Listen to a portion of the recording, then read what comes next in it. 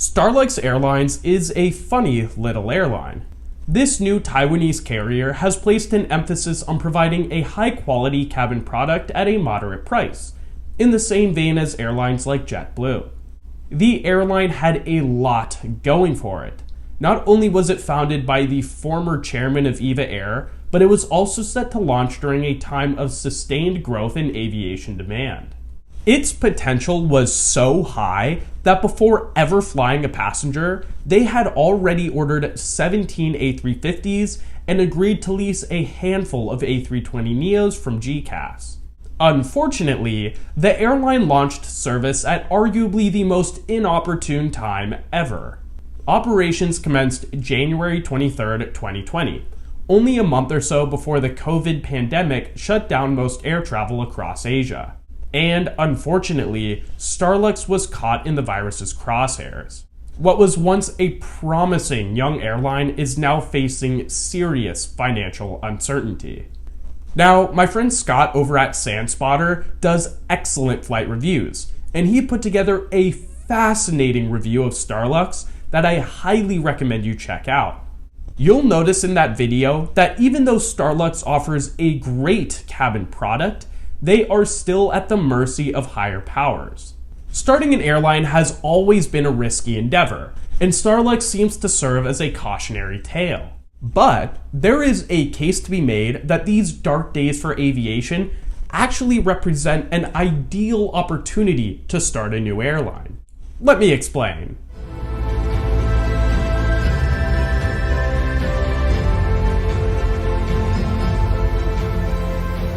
First, let's set the stage for what type of landscape any new airline would be facing. 2020 is set to be the first time since the financial crisis that airline demand will decline. Experts project that the decrease in demand will cost airlines nearly $30 billion just this year. Many airlines have grounded their fleets, many countries have closed their borders, and many potential travelers have avoided flying at all costs. Seems pretty grim, doesn't it? Well, all of this gloom actually comes with some level of opportunity.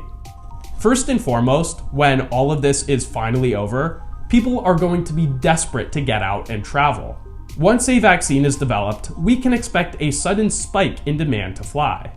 All of this demand will need to be satiated somehow, perhaps offering an opportunity for a new airline to quickly establish itself. Further, this could be an all-time great opportunity to buy airplanes. Both Boeing and Airbus are seeing record numbers of cancellations. As such, they're likely to give steep discounts to any airline willing to purchase in bulk and help shore up their production backlog. This has actually happened before. Shortly after 9/11, during a period when many people were fearful of flying, Irish carrier Ryanair placed a massive order for 151 Boeing 737s. Given the uncertainty of the times, they cut a deal with Boeing to purchase these jets at a highly discounted rate. Alright, so cheap airplanes and lots of future demand. Seems like a pretty sweet recipe to jumpstart a new airline. So, what's the catch? Well, there are several. When you look at the Ryanair example a little closer, you'll see that they were doing exceedingly well prior to 9/11, meaning they had the financial ability to actually make the purchase. Even at a steep discount, airplanes still cost tens of millions of dollars.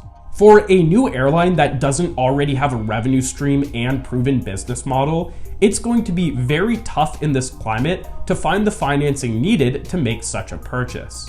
Further, that increase in demand that I mentioned earlier might actually be a double-edged sword. When the flying public finally does choose to start flying again, we're likely to see an all-out price war amongst airlines, at least at the start. This might seem counterintuitive. Usually price increases with demand.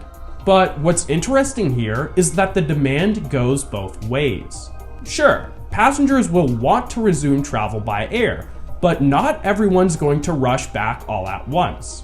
Some folks will remain hesitant to fly, while others might not be able to afford it if the global economy doesn't recover quickly.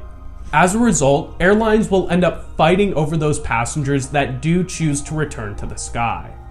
The airlines that hope to survive the pandemic are going to need cash flow, and they're going to need it fast. This means they'll have to take extreme measures to encourage this limited traveler base to fill their seats rather than those of the competition. As a matter of fact, Ryanair CEO Michael O'Leary recently went on record saying that he fully expects to see a price war occur and that large budget airlines like his are best positioned to win that war. Conversely, the ones who are likely to lose are the small players, the ones who don't have the resources to survive. Any new airline who tries to jump into such an environment is pretty much doomed from the start. So, is now the best time to start an airline? No. The rebound in demand to fly and cheap planes might seem like a tantalizing combination, but the path towards profitability remains fraught, and it's likely that any new airline would end up going the way of Starlux and won't survive for very long. Now, I hope you guys like the debut of the quarantine beard. I've been growing it out over the past couple of weeks. And if you follow me on Instagram, which you should be if you're not, you know that I made you guys a promise. I recently launched a Patreon to help grow the channel with the idea of using the additional funds to help buy new equipment and hire some writers. And I said that once we reached 20 patrons, I would shave my beard and keep only my mustache for one video. So if you want to help the channel grow and you want me to look really goofy for a video, check it out. I will link it in the description. In the meantime, I'll continue enjoying the beard and hopefully it'll get people to stop calling me Sheldon Cooper. By the way, do I really look like Sheldon? Because I kind of hate that show. Anyway, I also want to say a big thanks to Scott from Sandspotter for helping to inspire this video.